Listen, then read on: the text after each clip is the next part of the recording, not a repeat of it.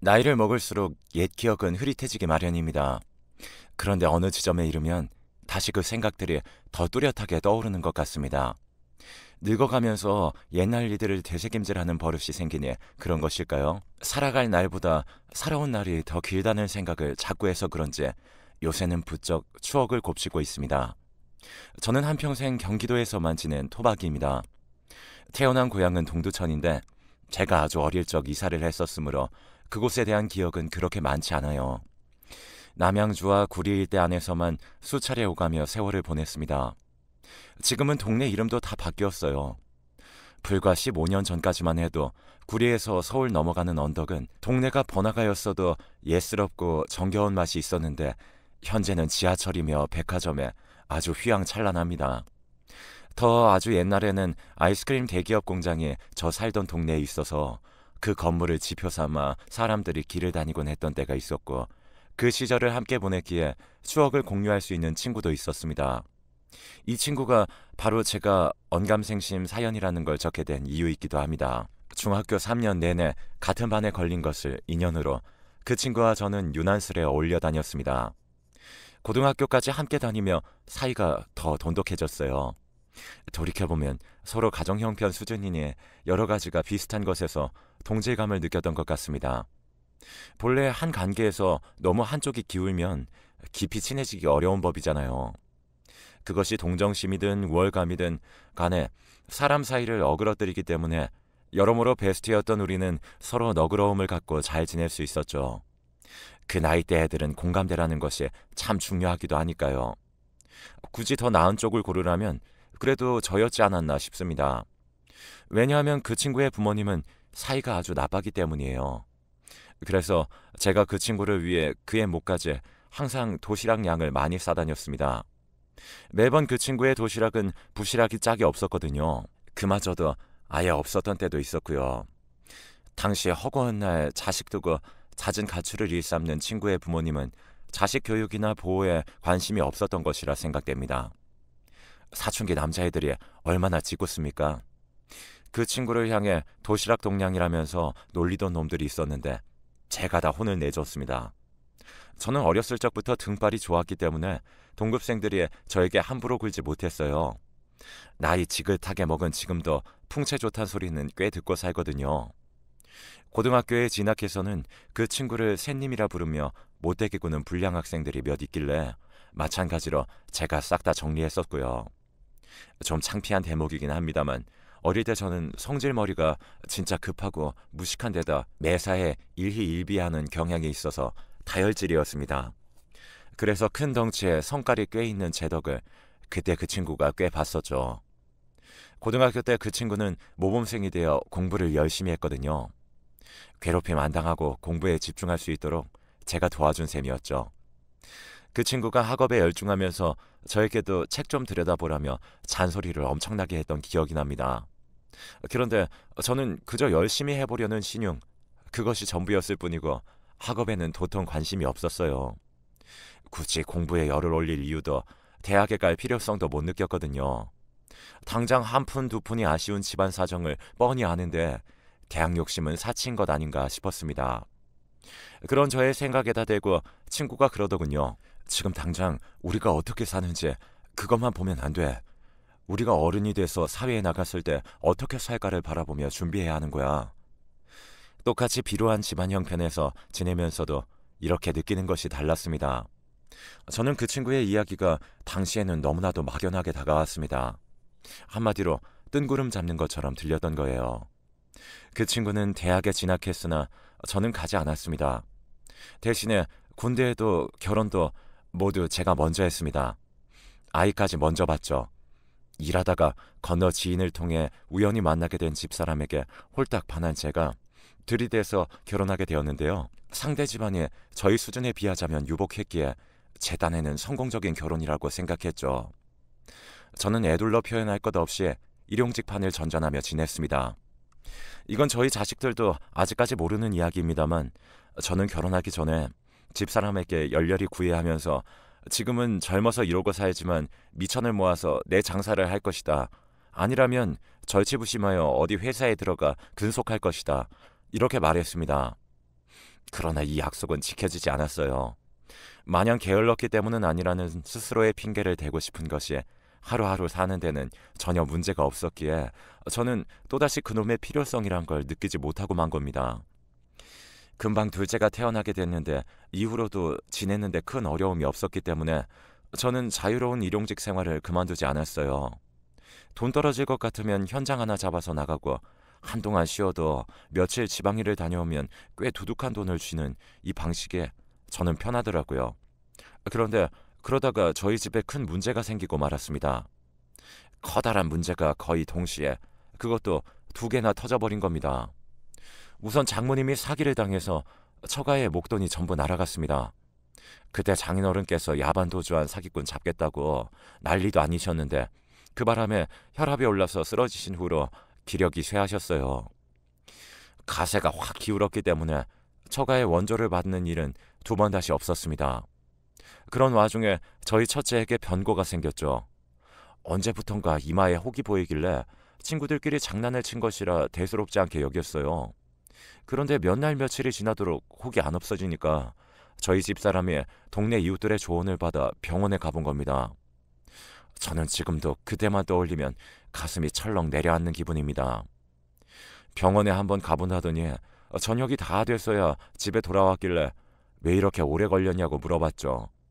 그러자 집사람이 하는 말이 동네 병원에 갔다가 큰 병원에 가라는 소견을 듣고 바로 대학병원까지 갔다 오느라 늦었다고 하는 겁니다. 깜짝 놀라서 무슨 일이냐고 하니까 수술을 해야 한다는 소리를 들었답니다. 아무렇지 않게 여겼던 혹을 수술로 제거해야 한다니 걱정과 염려 속에는 수술비 문제가 뒤엉켜 있었습니다. 별것 아닐 수술이길 바랐지만 병원에서 더 자세한 검사를 해본 결과 위치가 동맥을 지나는 곳이라 상황이 좋지 않고 잘못될 수 있는 확률이 있다고 하더군요. 그야말로 청천벽력이었죠. 어떻게든 당장 수술이 필요하다길래 동의는 해놨는데 그 돈이 어디 있단 말인가요? 하루 사는데 문제는 없어도 한 번에 큰 돈이 들어갈 일이 생긴다면 이렇듯 무너질 수 있는 것이 일용직 근로자로서의 벌이 수준이었습니다. 게다가 저는 그 시절 게으르고 나태했기에 성실하게 일을 찾아 나서지 않았던 탓이 컸습니다. 돈 나올 것을 궁리하다가 그 친구를 찾아갔어요. 그 친구는 회사 생활한 지 몇 달 되지 않았고 자리를 잡기 전이었습니다. 통화를 하면 고된 회사 업무로 한탄하는 일들이 잦았어요. 일 자체도 그렇지만 여러모로 굽신거리면서 비위 맞추는 일들이 힘들다면서요. 그런 친구에게 저는 염치 없이 손을 빌렸습니다.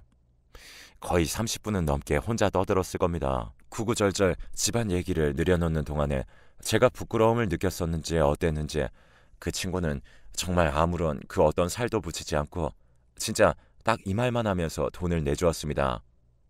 너 직장 다녀라. 저는 무조건 알겠다고 대답했어요. 돈은 형편이 되는 대로 갚겠다고 했으나 그 친구는 저희 첫째가 무사히 수술받고 제가 취직을 하면 그걸로 퉁치겠다고 단호하게 말했습니다. 얼마나 고마웠는지 몰라요. 덕분에 첫째는 천만다행으로 아무런 탈 없이 수술을 받고 금방 회복까지 할 수 있었습니다. 하지만 저는 그 후로도 일용직을 전전했어요. 제가 다른 직장을 알아보지 않은 것은 아니었습니다. 그런데 구하는 과정이 녹록지 않은 데다가 자꾸 제 머릿속에는 이 돈 받자고 그 일을 하느냐는 계산이 들어가더군요. 일용직으로 10번만 돌아도 그 한 달 월급만큼 벌 것 같은데 그런 생각들로 계속 취직을 하는 걸 미루게 되었죠. 어쨌든 일은 멈추지 않았어요. 셋째가 태어났기 때문에 더 열심히 일을 나갔어야만 했습니다. 저희는 이사를 자주 다녔는데 셋째가 갓난아기 쪽에 살던 집은 단독주택의 방 한 칸이었습니다. 주인집에 새를 들어 살았어요. 그 나름 오순도순 작은 만족을 누리며 행복하다고 여겼습니다.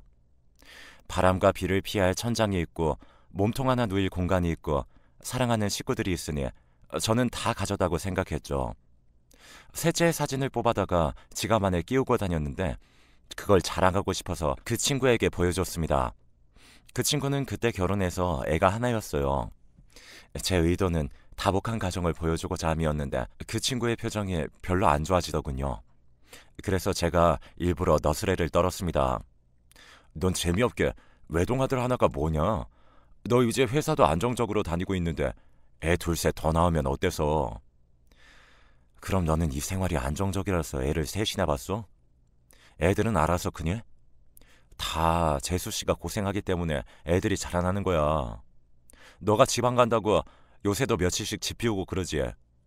애만 셋인데 그 집에서 정말 재수 씨 혼자 얼마나 씨름하겠어. 네가 상황을 제대로 들여다보긴 해? 그 친구가 반복해서 저한테 하는 말에 정신 똑바로 차리고 일을 구하라면서 혹시라도 애를 더 낳을 생각은 하지도 말라는 겁니다. 난데없이 설교를 들으니 기분이 퍽 상하더군요. 잘 알지도 못하면서 저희 집 사람이 혼자 씨름하네 마네 말하는 것도 불쾌했죠. 한동안 연락은 뜨문뜨문하고 거의 안 보고 지냈습니다. 제가 건축 현장에서 작업을 하게 되는 바람에 몇 달간 계속 바쁜 탓도 있었지만 주된 이유는 따로 있었어요. 그 사이에 커다란 일이 있었기 때문입니다. 바로 저희 집에 넷째가 생겨버렸습니다. 결코 의도한 것은 아니었기에 당혹스러웠지만 귀중한 생명이 태어나 저희 가정으로 온 것에 대한 기쁜 마음이 들었어요. 그 친구에게 비밀로 붙일 수도 없는 마당이라 근황을 주고받을 때 넷째 소식을 전했습니다. 속으로 참 민망했었네요. 저는 먹여 살릴 입이 더 늘어난 집에 가장으로서 더욱 성실하게 살아야 한다는 신념으로 일터에 나갔습니다. 하루하루 땀을 흘려가며 일을 하던 어느 날 재수가 없어도 어쩜 그리 없을 수가 있었는지 페인트통을 잘못 잡고 넘어졌는데 아니 글쎄 그 바람에 오른팔 손목 부분이 부러졌습니다. 제가 넘어지면서 반사적으로 바닥에 손을 짚었던 것 때문에 손바닥 뼈도 금이 가고 말았습니다. 그때 의사가 여기 뼈는 인체에서 가장 안 붙는 곳이라고 절대 팔을 써서는 안 되고 일을 애초에 할 생각도 하지 말라고 하더군요. 몇 주 후에 확인해봐서 안 붙었으면 철심을 박는 수술을 해야 한다고 했습니다. 덜컥 겁이 났죠. 그 한순간의 사고로 완전히 활동에 제약이 걸린 저는 집에 틀어박혀 있게 되었습니다. 집에서 아이들을 보며 웃음이 나는 것도 하루 이틀이지 시간이 지나면 지날수록 초조하고 답답해서 견디기 힘들어졌습니다. 왜냐하면 모아둔 돈이 없었거든요. 방 하나에 새 들어 살다가 식구가 더 늘어나니 반지하 빌라로 이사를 갔는데 그러면서 그나마 있던 목돈도 몽땅 써버린 뒤였기 때문에 제가 일을 쉰 지 한 달 정도가 되자 10원 한 장이 아쉽게 되었습니다. 흰 쌀밥에서 묵은 잡곡을 섞은 밥으로 그리고 보리밥으로 점점 밥상에 올라오는 밥도 변했습니다.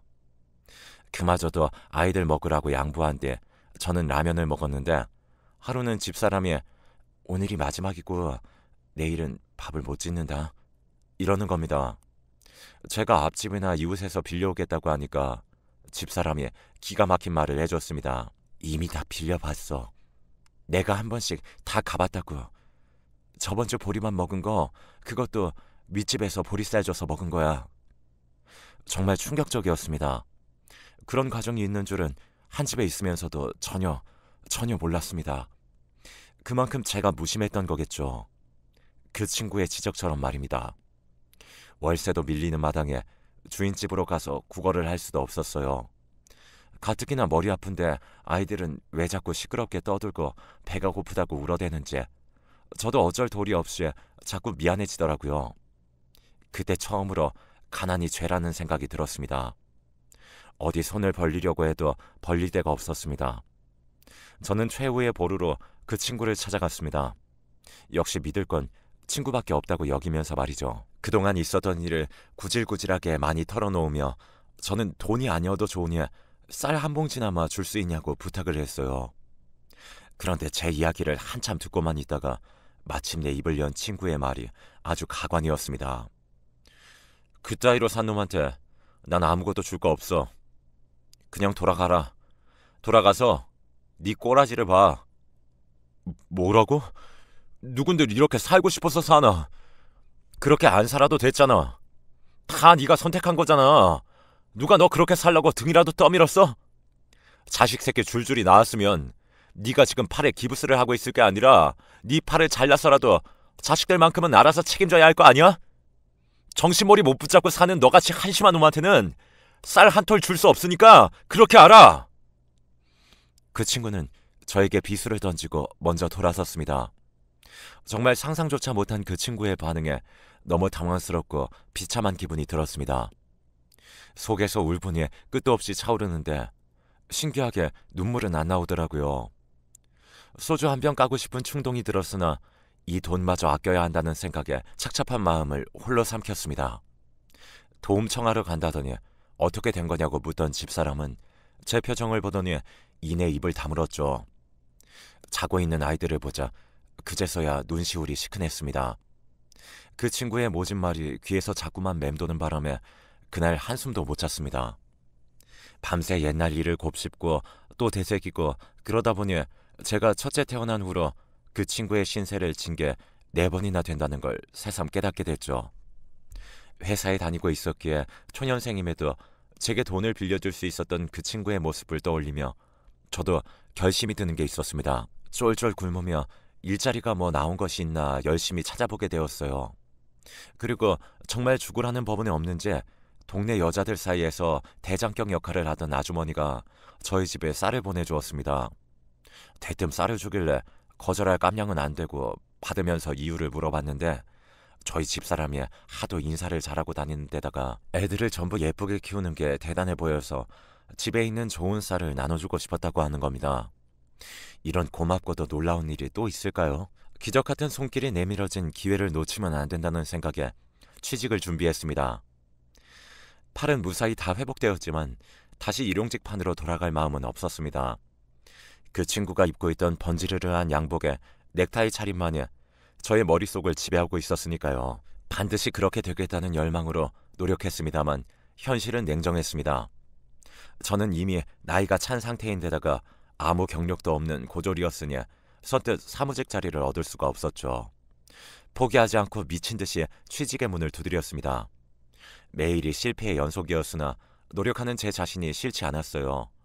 솔직히 말하자면 지난날 동안에 왜 진작 이렇게 하지 못했냐 하는 후회가 밀려왔네요. 그러다가 드디어 어린 나이부터 현장 일을 해온 저의 배포를 높이 사준 회사에 들어가게 되었습니다. 꿈에 부푼 회사 생활의 시작이었습니다. 그런데 이 사람과 사람 간의 싸움 속에 눈치를 매번 봐가면서 업무까지 해내야 한다는 게 보통 일이 아니더군요. 저를 뻔히 업신여기는 사람들이 누군지 보이는데 그것을 감추면서 겉으론 웃어야 한다는 게 토악질 나올 만큼 싫었습니다. 성질 같아서는 다 때려치우고 싶었지만 그럴 때마다 저를 잡아세운 건 사랑하는 집사람도 토끼 같은 자식들도 아닌 저에게 처절한 거절을 선사한 그 친구였습니다.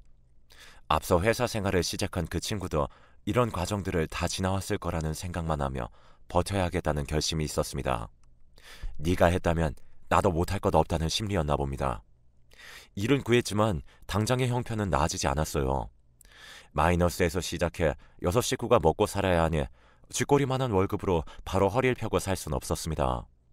그래서 동네 아주머니가 처음 쌀을 준 이후에도 몇 번 라면과 쌀, 계란, 애들 먹이라고 과자까지 가져다 준 게 얼마나 큰 도움이 되었는지 모릅니다. 그런 선의를 발판 삼아 저희 가족은 점점 앞으로 나갔습니다. 매달 월급이 나온다는 것, 그리고 매일 출퇴근이라는 일과가 있다는 것이 저라는 사람을 변하게 만들었습니다. 정말 죽도록 힘든 때에는 그 친구를 떠올리며 포기 않고 반드시 성공하겠다라는 다짐을 먹었어요. 생판 남이 저에게 그랬었다면 저는 아마 며칠 만에 잊었을 겁니다. 제가 가장 친하게 여겼던 친구였기에 그토록 충격적이었던 것이죠. 그 친구로부터 연락이 왔었는데 제가 무시했고 몇 년 뒤에 동창 모임이 있었을 때도 제가 일부러 가지 않았습니다. 그렇게 저와 그 친구는 영영 엉켜버렸죠.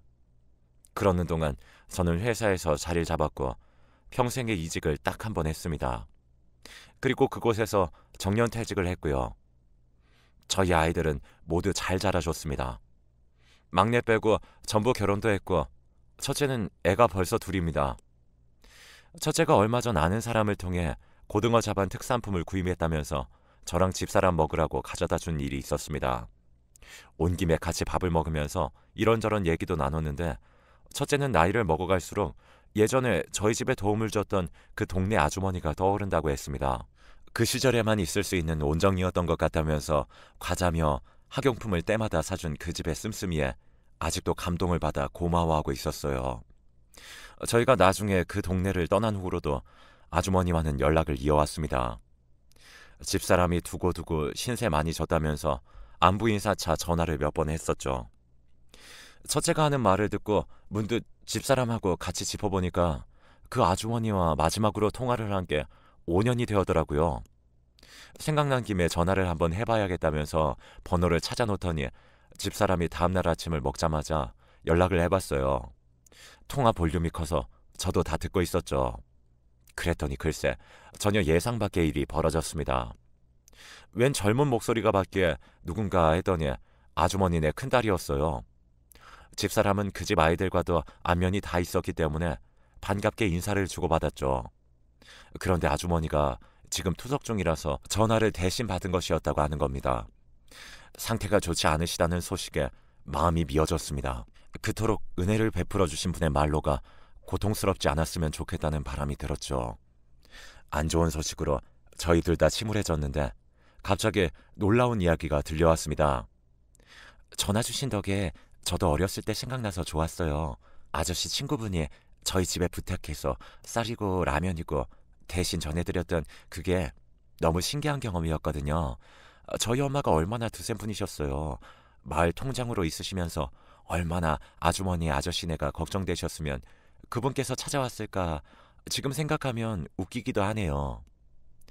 꼭 몰래 돈을 주셨었죠. 나중에 본인이 직접 밝힐 테니까 비밀로 해달라고 하시는 모습을 보고 어린 제 눈에는 그분이 아주머니 아저씨네를 도와주는 수호천사처럼 느껴졌어요. 그 돈으로 쌀도 사서 드리고 애기들 과자도 사고 학용품도 제가 골랐었고요. 저희 부부는 정말이지 깜짝 놀라서 아무 말도 못하고 서로의 얼굴만 쳐다봤습니다. 이게 다 무슨 이야기란 말입니까? 이건 꿈에서조차 그려본 적이 없는 내용이었습니다. 부정맥도 없는데 심장이 하도 쿵쿵거려서 가만히 있지 못하고 한참을 베란다에 나가서 서 있었습니다. 간만에 담배를 한 대 피우면서 많은 생각들이 지나갔습니다. 오랜 세월이 지났음에도 제 기억 속에서 그 친구의 모습은 선명했습니다. 마지막으로 봤던 그때뿐입니까? 중학교 1학년 시절 때 얼굴도 그대로 기억이 났습니다. 어떻게 해야 할지 몇 시간을 생각만 이어가다가 동창에게 연락해 그 친구의 번호를 받아냈습니다. 전화를 걸기까진 망설임이 따랐는데 막상 목소리가 들려오니까 아무렇지 않더군요. 그래, 뭐하고 사냐? 그냥 나이 먹고 재미없게 살지. 거의 30년의 공백이었습니다. 말이 30년이지 정말 긴 세월입니다. 그럼에도 저희는 아무렇지 않게 얘기를 나눴습니다. 공백의 길고 짧음과 관계없이 어색하지 않게 대화가 흘러가는 게 신기했습니다. 옛날 얘기가 오가는데 그 친구는 제가 싸왔던 도시락 얘기를 했어요. 제가 반찬으로 몇 번 싸갔던 무짠지가 그렇게 맛있었다는 겁니다. 아직도 그 맛을 잊지 못한다는 얘기를 들으면서 저는 잠시 동안 아주 오랜 세월을 거슬러 올라가 한 학급에 50명은 좋게 넘었던 그 교실로 돌아갔습니다. 바닥에서 올라오는 쾌쾌한 나무 냄새, 가방들마다 들어있는 도시락에서 풍겨오는 반찬 냄새가 코끝에 맡아지는 것만 같아 가슴이 찡했습니다. 문득 해야 할 인사를 해야 할 때라는 생각이 들었죠. 지난 세월 중에서 네 덕에 무탈하게 지내온 날들이 많았다. 정말 고맙다. 덤덤하게 말하고 싶었는데 벼란간에 눈물이 확 쏟아져서 말끝을 흐리고 말았습니다. 그 친구가 저보고 우는 거냐면서 놀라는 목소리를 내길래 잡아댔지만 다 들켰겠죠. 저에게 잔소리하던 그 버릇 어디 안 갔는지 면박 주는 말투가 여전하더군요. 변함없는 그 친구의 면모가 너무나도 반가웠습니다. 아주머니 소식을 전해주니 그 친구 역시 안타까워했습니다. 제가 그 동네를 떠난 후로는 아주머니와 연락을 잇지 않았다고 하더군요. 도통 자리 잡지 못하고 사는 저를 위해 악역을 자처하고서는 아주머니를 통해 저를 도왔던 그 친구의 깊은 진심을 가늠해보기가 어려웠습니다. 옛 세월의 은인에게 만나서 비싼 밥 좀 사주고 싶다니까 그 친구가 웃더라고요. 다시 연락하기로 약속하고 전화를 끊고 나서는 저도 모르게 소리내어 울어버렸습니다. 그 친구에게 미안하고 정말 고맙고 그러면서도 어딘가 찡한 기분이 들었네요. 결코 돌아갈 수 없는 젊었던 시절에 너무나도 그리운 심정이었습니다.